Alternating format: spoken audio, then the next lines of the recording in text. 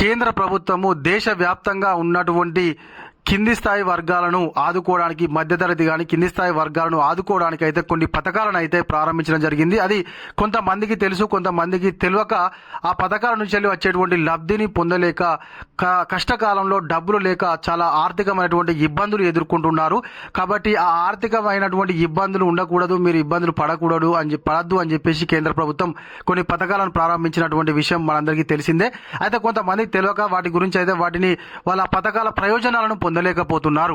కాబట్టి ఈ రోజు మనం ఈ వీడియోలో అయితే ఆ పథకాలు ఏంటి, వాటి వలన కలిగేటువంటి ప్రయోజనాలు ఏంటి, మరి వాటికి ప్రయోజనాలు పొందాలంటే మీరు చేయాల్సినటువంటి పనులు ఏంటి, ఆ పథకాల నుంచి ఎంతవరకు మనకు డబ్బులు రావడం జరుగుతుంది. కొన్ని సందర్భాలలో కొన్ని డబ్బులు పెడితే మనకు పని అయ్యేటువంటి అవకాశం ఉంటుంది, ఏది మనకు హాస్పిటల్లో కానీ లేకుంటే ఇంకే ఇతరత్ర వాటి విషయంలో. అయితే కొన్ని డబ్బులు లేకపోవడం వల్లనే అయ్యో ఆ రోజు మనం డబ్బులు ఉంటే బాగుండేది, మనం బాగుపడే వాళ్ళం అనేటువంటి ఉద్దేశం ఉండకూడదు, అట్లా బాధపడకూడదు అనేటువంటి ఉద్దేశంతోనే కేంద్ర ప్రభుత్వం ప్రారంభించినటువంటి పథకాలు ఉన్నాయి. వాటి గురించి అయితే మనం ఒక్కసారి ఈ వీడియోలో తెలుసుకునేటువంటి ప్రయత్నం అయితే చేద్దాము. తప్పకుండా మీరైతే వీడియో చివరి వరకు చూడండి, స్కిప్ చేయకండి. ఎవరైనా కొత్తగా మన ఛానల్ చూస్తున్నట్లయితే సబ్స్క్రైబ్ చేసుకోకపోతే వెంటనే సబ్స్క్రైబ్ చేసుకొని పక్కన ఉన్నటువంటి గంట సింబల్ అయితే నొక్కండి. ఇప్పుడైతే మనం ఇక టాపిక్లోకి అయితే వెళ్ళిపోదాము. సామాన్యులకు గుడ్ న్యూస్, కష్టకాలంలో మీకు డబ్బులు ఇచ్చేటువంటి పథకాలు. అయితే తక్కువ ఆదాయం సంపాదించే వారి భవిష్యత్తును రక్షించేందుకు ప్రభుత్వం చాలా పథకాలు రూపొందించింది. ప్రధానంగా పోస్ట్ ఆఫీస్ జన్ సురక్ష స్కీమ్ అమలు చేస్తుంది. అయితే కష్టకాలంలో మనకు డబ్బులు వచ్చేటువంటి పథకాలు అయితే కొన్ని ఉన్నాయి. అందులో కొన్ని ముఖ్యమైనటువంటి వాటి గురించి ఈరోజు మనము తెలుసుకుందాము. మన జీవితం ఎప్పుడు రిస్కులోనే ఉంటుంది. ఎప్పుడు ఏ సమస్య ఏ రూపంలో వస్తుందో తెలియదు. మనము చేయగలిగిందంతా ఏదైనా సమస్య వచ్చినప్పుడు ఎదుర్కోవడానికి సిద్ధంగా ఉండడమే. ఆర్థికంగా బలంగా ఉన్నవారు వివిధ ఫైనాన్షియల్ ఇన్స్ట్రుమెంట్స్లో ఇన్వెస్ట్ చేసి ఫ్యూచర్ని సెక్యూర్గా ఉంచుకుంటారు. అయితే తక్కువ ఇన్కమ్ ఉన్నవారు మాత్రము అందులో వెనుకబడతారు.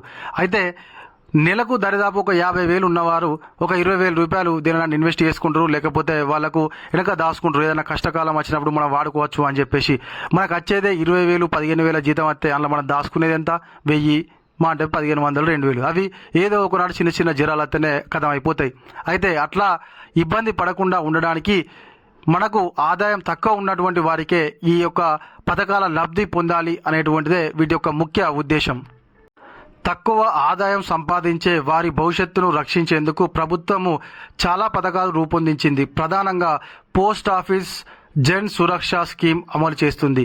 ఇందులో 3 అఫోర్డబుల్ స్కీములు: ప్రధానమంత్రి జీవన్ జ్యోతి బీమా యోజన, ప్రధానమంత్రి సురక్ష బీమా యోజన, అటల్ పెన్షన్ యోజన. ఈ పథకాలు కష్టకాలంలో భద్రతను అందిస్తాయి, తక్కువ ప్రీమియంలతో అందరికీ అందుబాటులో ఉంటాయి. అయితే మనము వేలు కట్టాల్సిన అవసరం లేకుండా మన అందరికీ ఏదైతే తక్కువ మొత్తంలో కట్టినా కూడా మనకు రక్షణనిచ్చేటువంటి పథకాలను అయితే కేంద్ర ప్రభుత్వం తీసుకురావడం జరిగింది. అందులో అతి ముఖ్యమైనటువంటి పథకాలే ఇవి. ఏది పోస్ట్ ఆఫీస్ జన్ సురక్ష స్కీము, మరియు మనకు ప్రధానమంత్రి జీవన్ జ్యోతి బీమా, అదేవిధంగా ప్రధానమంత్రి సురక్ష బీమా, అటల్ పెన్షన్ యోజన.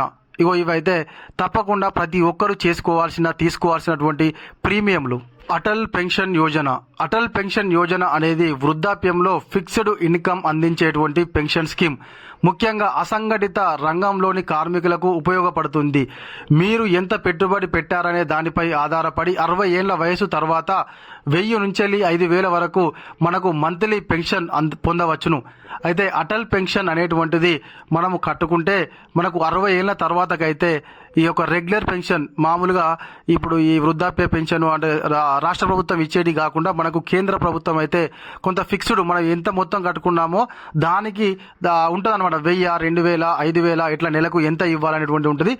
ఆ ప్రకారంగా మనకైతే ఫిక్స్డ్గా మనకు నెలకైతే రావడం జరుగుతుంది. ఎవరి మీద ఆధారపడకుండా 60 సంవత్సరాల తర్వాత మనకు పనిచేసేంత ఓపిక ఉండదు. కాబట్టి ఎవరి మీద ఆధారపడకుండా మన బ్రతుకు మనం బతకడానికైతే ఖచ్చితంగా ఈ అటల్ పెన్షన్ యోజన అనేటువంటిది ఉపయోగపడుతుంది. కాబట్టి ఇప్పటి నుంచెల్లే అందరైతే కట్టుకోండి. ప్రీమియము మీ వయసు, ఎంచుకున్న పెన్షన్ అమౌంట్ పై ఆధారపడి ఉంటుంది. యువకులు తక్కువ ప్రీమియంలు చెల్లిస్తారు. ఉదాహరణకు 20 ఏళ్ల వ్యక్తి 5,000 పెన్షన్ కోసము నెలకు 50 నుంచి 200 వరకు చెల్లిస్తే సరిపోతుంది. పన్ను చెల్లింపుదారులు కానీ బ్యాంకు లేదా పోస్ట్ ఆఫీసు అకౌంట్ ఉన్న 18 నుంచి 40 సంవత్సరాల వయసు గల భారతీయ పౌరులకు అందుబాటులో ఉంది. 60 ఏళ్ల వయసు వరకు కాంట్రిబ్యూట్ చేయాలి. Contributes monthly, quarterly, manually auto debit అవుతాయి. 60 ఏళ్ల తర్వాతకి పెన్షన్ లభిస్తుంది. మీరు మరణిస్తే మీ జీవిత భాగస్వామికి పెన్షన్ పొందుతారు ఉంటుంది. అయితే ఇద్దరు మరణిస్తే నామినీకి అక్యుములేటర్ అమౌంట్ లభిస్తుంది. అయితే మనము ఎప్పటి నుంచెల్లి ఈ యొక్క పెన్షన్ కోసము డబ్బులు కడతాము అనే దానిపైన అయితే ఆధారపడి ఉంటుంది మనకు మంత్లీ ఎంత అమౌంట్ రావాలి అనేటువంటిది. అయితే తక్కువ ఏజ్ నుంచి కట్టినట్లయితే మనకు 60 సంవత్సరాల వరకు అయితే కట్టాల్సి ఉంటుంది. ఎప్పుడైతే 60 సంవత్సరాలు నిండుతాయో మనకు అప్పుడైతే మనము ఆపేయాల్సి ఉంటుంది. అప్పటి నుంచి అయితే మనకు కాన్స్టిట్యున్సీగా ఖచ్చితంగా మనకు నెలకు మనం కట్టినటువంటి దానికి ఎంత మేరకు నెలకు పెన్షన్ రావాలి అనేటువంటి దాని మీద ఆధారపడి ప్రతి నెలనైతే మనకు అకౌంట్లో కేంద్ర ప్రభుత్వం అయితే డబ్బులను జమ చేస్తుంది. అదేవిధంగా ప్రధానమంత్రి జీవన జ్యోతి బీమా యోజన, మీరు దురదృష్టవశాత్తు అంటే అనుకోకుండా మరణిస్తే మీ కుటుంబానికి సపోర్ట్ చేసేటువంటి లైఫ్ ఇన్సూరెన్స్ స్కీమ్. పాలసీదారుడు మరణిస్తే కుటుంబం అవసరాలకు తీర్చడానికి 2 లక్షల వరకు లభిస్తుంది. ప్రీమియం సంవత్సరానికి 436 మాత్రమే, అంటే నెలకు దాదాపు 36 రూపాయలు. సేవింగ్స్ బ్యాంక్ లేదా పోస్ట్ ఆఫీస్ అకౌంట్ ఉన్నటువంటి వారు 18 నుంచి 50 సంవత్సరాల వయసు గల ఎవరైనా ఇందులో చేరవచ్చును. ప్రీమియంలు చెల్లిస్తూ ఉంటే కవరేజ్ 55 సంవత్సరాల వయసు వరకు కొనసాగుతుంది. ప్రీమియం ప్రతి సంవత్సరము మీ బ్యాంకు లేదా పోస్ట్ ఆఫీస్ అకౌంట్ నుంచి ఆటోమేటిక్గా డెబిట్ అవుతుంది. మీరు బ్యాంకులు, పోస్ట్ ఆఫీసులు లేదా ఆన్లైన్ పోర్టల్ ద్వారా రిజిస్టర్ చేసుకోవచ్చును. అయితే వాస్తవానికి మనకు ఇది పెద్ద సమస్య కాదు. ఇది కేవలము మనకు 36 రూపాయలు అనేటువంటిది రోజు ఒక పాల ప్యాకెట్ తీసుకుంటే మామూలుగా 3 రోజులకే 40 రూపాయలు అయ్యేటువంటి పరిస్థితి ఉంది. ఇప్పుడు నెలకు 36 రూపాయలు కట్టుకోవడం వలన అనుకోకుండా మరణిస్తే మీ కుటుంబానికి భరోసాగా కేంద్ర ప్రభుత్వము 2 లక్షల రూపాయల వరకు అయితే ఇవ్వడం జరుగుతుంది. సంవత్సరానికి 436 రూపాయలు కట్టుకుంటే మనకు ఈ యొక్క ప్రధానమంత్రి జీవన్ జ్యోతి బీమా యోజన అనేటువంటి ప్రీమియం అయితే తీసుకోవచ్చును. కాబట్టి తప్పకుండా ప్రతి ఒక్కరైతే తీసుకోండి. మీరు ఇతరత్ర వాటికైతే ఖర్చు పెట్టడానికైతే డబ్బులు ఉంటాయి. కాకపోతే ఎవరిమైనా కూడా మన లైఫ్కు సంబంధించింది, మన ఫ్యామిలీకి సంబంధించినటువంటి వాటి విషయంలోనైతే ఆలోచన చేస్తాము. అదే ఏదైనా వస్తువు కొనాలంటే ఇవాళ యూజ్ అయ్యే పడేసేదానికైనా కూడా మనము 500, 1000, 2000 రూపాయలు పెట్టి కొనుక్కుంటాం. ఉదాహరణలో బట్టలే వేసుకోండి, లేకుంటే చెప్పులు వేసుకోండి, మంచి కాస్ట్లీ ఉండాలని చెప్పేసి ఒక 1000 రూపాయలు లేకుంటే 1500 రూపాయలు పెట్టి కొనుక్కుంటాం. కానీ మన జీవితానికి సంబంధించిన వాటి కోసం అయితే ఒక 500 రూపాయలు ఖర్చు పెట్టడానికి అయితే వెనక ముందు ఆడతాము. కాబట్టి తప్పకుండా ప్రతి ఒక్కరు అయితే ఈ యొక్క ప్రీమియం అయితే తీసుకోండి. 436 రూపాయలు అనేటువంటి పెద్ద సమస్య కాదు. కాబట్టి మన కింది స్థాయి వాళ్ళకైతే తప్పకుండా ఈ యొక్క ప్రీమియం అయితే యూజ్ అవుతుంది. అదేవిధంగా ప్రధానమంత్రి సురక్ష బీమా యోజన, ఇది కాస్ట్లీ ప్రైవేట్ ఇన్సూరెన్స్ని భరించలేని వారి కోసం అయితే రూపొందించినటువంటి యాక్సిడెంట్ ఇన్సూరెన్స్ పాలసీ. అయితే 2015లో అందుబాటులోకి వచ్చినటువంటి ఈ స్కీమ్ చాలా తక్కువ ధరకే కవరేజీని అందిస్తుంది. ప్రమాదవశాత్తు మరణం లేదా శాశ్వత పూర్తి వైకల్యము సంభవిస్తే కుటుంబానికి 2 లక్షలు అందుతాయి.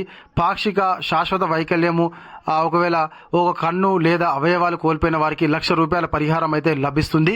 అయితే కేంద్ర ప్రభుత్వము కింది స్థాయి వాళ్ళను దృష్టిలో ఉంచుకునే ఈ యొక్క పాలసీలను అయితే తీసుకురావడం జరుగుతుంది. ఎందుకంటే మధ్యతరగతి వాళ్ళు ఎక్కువ డబ్బులను పెట్టి వాళ్ళ యొక్క ఆరోగ్యాన్ని కాపాడుకోలేరు. లేకపోతే ఏదైనా అనుకోని సంఘటన జరిగితే కుటుంబంలో చాలా కిందికి పోయేటువంటి పరిస్థితి ఉంటుంది. కాబట్టి ఈ మనలాంటి వాళ్ళను దృష్టిలో ఉంచుకునే ఈ యొక్క ప్రీమియం అయితే తీసుకురావడం జరిగింది.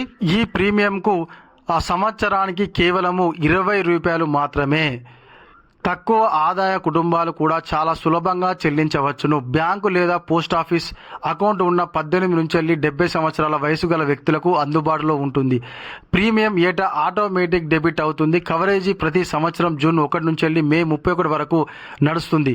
బ్యాంకులు లేదా ఆన్లైన్ పోర్టల్ ద్వారా క్లెయిమ్లను దాఖలు చేసుకోవచ్చును. వ్యక్తి 70 ఏళ్ళు వచ్చే వరకు ఈ స్కీము ఎండ్ అయిపోతుంది. అయితే 70 ఏళ్ల వరకు కూడా ఈ యొక్క స్కీమును రాష్ట్ర ప్రభుత్వం అయితే కల్పిస్తుంది. 70 ఏళ్ల తర్వాతకైతే మనకు వర్తించదు. అయితే కేవలము ఈ యొక్క స్కీమ్, ఈ ప్రీమియం తీసుకోవాలంటే మనం కట్టాల్సింది 20 రూపాయలు.